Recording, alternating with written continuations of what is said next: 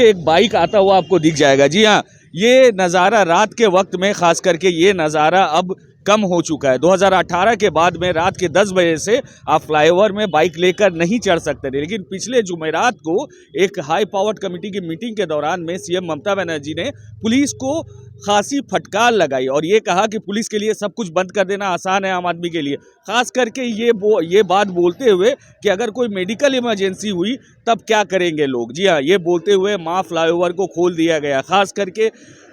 उनके लिए जो माँ फ्लाईओवर से आना जाना करते हैं, आईटी कंपनी के वर्कर हैं या फिर जो आईटीएस आईटी इनेबल्ड सर्विसेज के वर्कर हैं, जो सेक्टर 5 से ब्रिज लेते हैं, कहीं पार्क सर्कस, कोई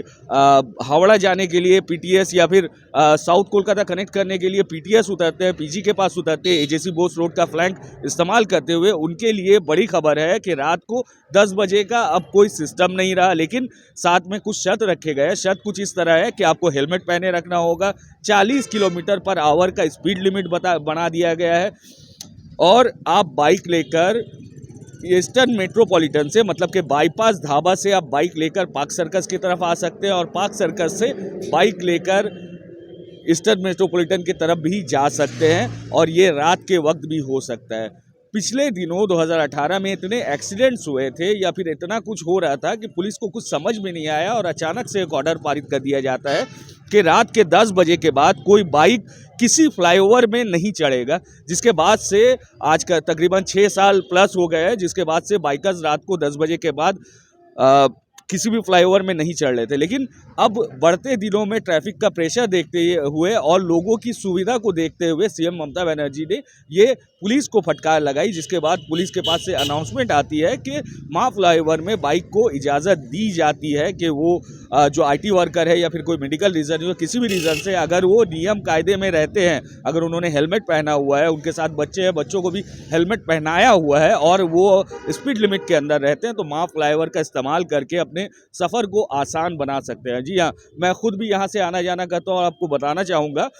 कि माँ फ्लाईओवर से या फिर एजेसी बोस फ्लैंक से अगर हम करेक्ट करते हैं और सीधा एएम बाईपास तक आते हैं तो मेरे ख्याल से 30% वक्त आपका बच जाता है और फ्यूल भी इकॉनमी आपकी बढ़ जाती है, क्योंकि इतने सारे सिग्नल इतना ट्रैफिक से बचा देती है ये एक फ्लाईओवर, जो कि फ़िलहाल कोलकाता में सबसे सक्सेसफुल फ्लाईओवर का नाम दिया जा सकता है। दूसरी तरफ खबर ये भी है कि जो बाइकर्स है, जी हाँ, ये ख़ास रिक्वेस्ट है उन बाइकर्स से जो बाइक बिना कंट्रोल के बाइक फ्लाईओवर में चलाते थे, जिसके वजह से